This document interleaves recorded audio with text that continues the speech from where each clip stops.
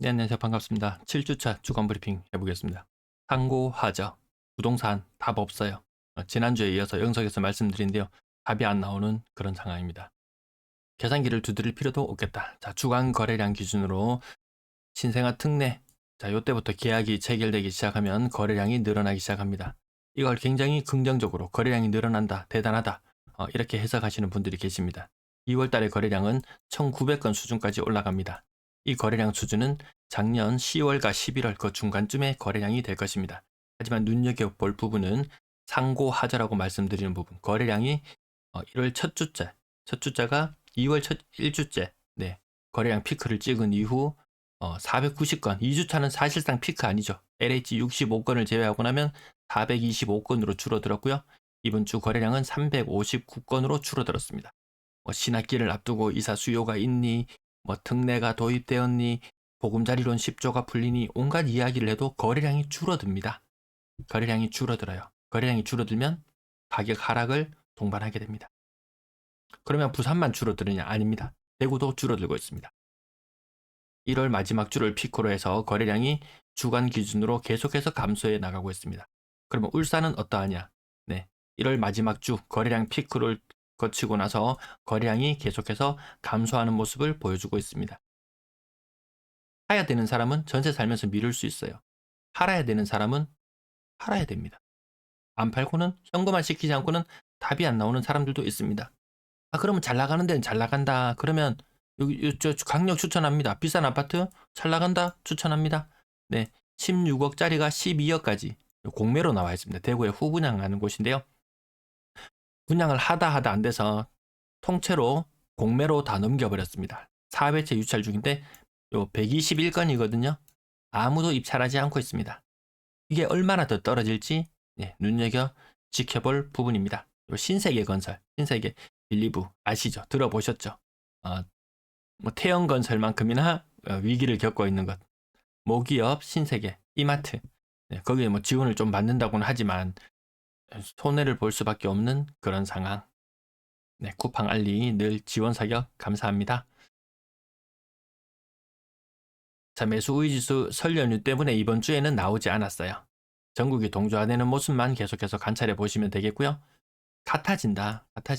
모든 것이 하나로 모인다. 일부 몇 개 잘 나가는 지역이 있어야지, 선도하고 끌고 나가는 지역이 있어야지 다른 지역들도 꿈틀꿈틀 이렇게 기대를 품어 볼 텐데요. 그 어떤 지역도 선도해서 나갈 수가 없습니다. 선도해서 나가려면 돈이 조금만 투입되면 되거든요. 한 지역 몰아붙이는 데는 돈 조금만 투입되면 돼요. 근데 웬걸 다른 지역이 못 따라오니까 과거에는 눈치를 보다가 치고 올라가면 같이 빌붙어서 올라가면은 같이 먹을 거리가 있었어요. 근데 이제 치고 올라가는 기세가 보이면 누군가는 냅다 팔고 뛰어버린다는 거죠. 누가 팔겠나요? 다주택자들 기회 생기면 냅다 팔아버립니다. 그래서 올라갈 수가 없다. 이 작은 돈만 투입돼도 끌어올릴 수 있는 시장을 못 끌어올리는데 전체 큰 시장을 끌어올리려면 훨씬 더 많은 돈이 투입돼야 되는데 주택시장에 돈이 올해는 투입 안 된다고 했거든요. 은행들도 대출을 보수적으로 잡는다고 했고 각종 금융규제는 순차적으로 계속 도입되고 다만 그것이 총선 이후로 조금 밀렸다 뿐이지 총선 이전에는 규제 해제 그 다음에 그 금융지원책 이런 것들이 일부 나왔지만 총선 이후는 이제 매를 맞을 일밖에 남아있지 않습니다. 부산 지난주 마이너스 0.11에서 마이너스 0.07로 조금 상황이 나아진 모습. 하지만 이거 숫자 여전히 마이너스 상황 지속되고 있습니다. 부산 하락률 2위. 신고가는 이제 의미가 없어지는 모습. 20년, 21년, 22년, 23년 이렇게 입주했던 아파트들 처리돼서 나오면서 그렇게 나왔던 신고가들이 일부 존재하는 그런 시기들이 있었는데요. 이것도 이제 팔 사람들은 웬만큼 팔았다. 자, 상고하저라고 말씀드리는 부분, 이 부분이죠. 거래량이 이렇게 대책이 나왔을 때 치고 나가야 되는데 치까지만 가고 치고 나가지 못하고 다시 다 꺾여버렸습니다. 그 비단 아까 말씀드렸다시피 부산의 문제만이 아니고 부산, 대구, 울산 같은 모습을 겪는데요. 그 외뿐만 아니고 인천 마찬가지. 인천, 광주, 대전 또한 마찬가지로 거래량이 감소합니다. 이게 지금 여기 나와 있는 거 요게 다 지금 혜택들이거든요. 근데 좀 있으면은 스트레스 DSR, 그 다음에 전세자금 DSR,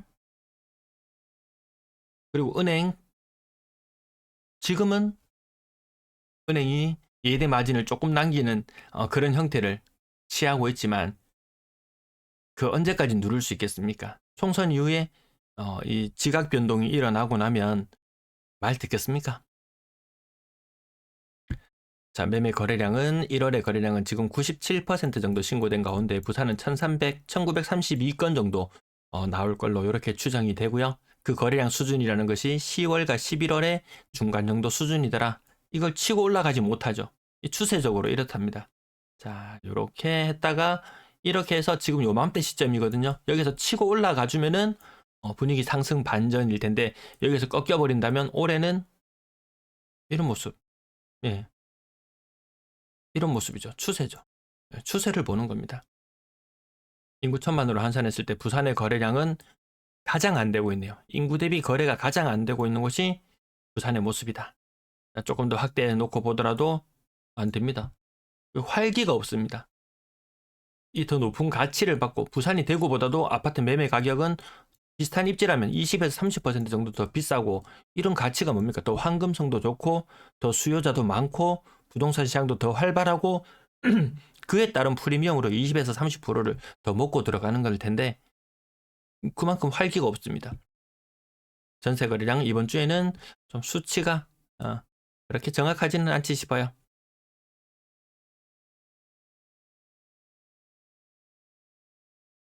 인구 1000만으로 환산했을 때 부산의 거래량이 그렇게 활발하진 않네요. 자, 매물 약간 오르막 내리막이 있어 보이지만 이 추세가 쭉 지금 21년도부터 해서 계속 부산, 대구, 인천, 나머지 인구 100만대 광역시들까지 추세적으로 지금 상승 추세를 되돌려 놓지 못하고 있다.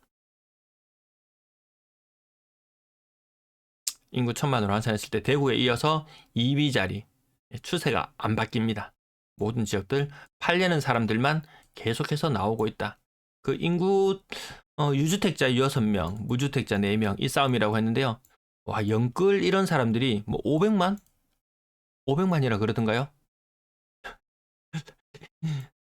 이게 말이 됩니까? 뭐 다중 채무자 비율 하면 10% 하면은 실질적으로 은행 빚이랑 아파트 값이랑 거의 뭐 비슷한 뭐 이런 상황에 놓인 사람들까지 치면은 유주택과 무주택자의 비율은 5대 5라고 하는데요. 이 영끌에 있는 사람 이게 500만이라 된다 그러는데 전국에 아파트가 몇 개인가요? 1,500만 개예요. 1,500만 개. 1,500만 개 중에서 이 1,000만 개가 비정상적인 부채로 부풀려져서 매수된 가격들이다. 라는 것을 놓고 본다면 이 시장이 정상이 아닙니다. 지금. 가격이 부채 때문에 너무 많이 떠받쳐 올려져 있다. 여전히 높은 상태다. 이게 정말 심각하지 않습니까? 주택 1,500만 개인데 500만 개가 심각한 빚으로 똘똘 뭉쳐진 그런 곳이라고 생각하면 다가올 앞날이 굉장히 우려스럽게 느껴집니다.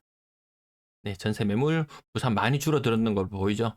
추세를 보시면 그 기울기를 보시면은 별로 매물이 서서히 순증하고 있는 대구, 매물이 감소하고 있는 부산. 지금 추세적으로는 이 기울기는 부산이 더 큽니다. 인구가 늘고 팽팽 뭔가 도시가 돌아가야지 이 수치가 꺾여 나갈 텐데요. 하지만 대구에 이어서는 인구 1000만으로 환산했을 때 매물 2위의 모습을 보여주고 있네요. 여기 방송이 끝이 났어야 되는데 네, 여기까지 오늘 마치도록 할게요. 시청 감사합니다. 주말 잘 보내세요.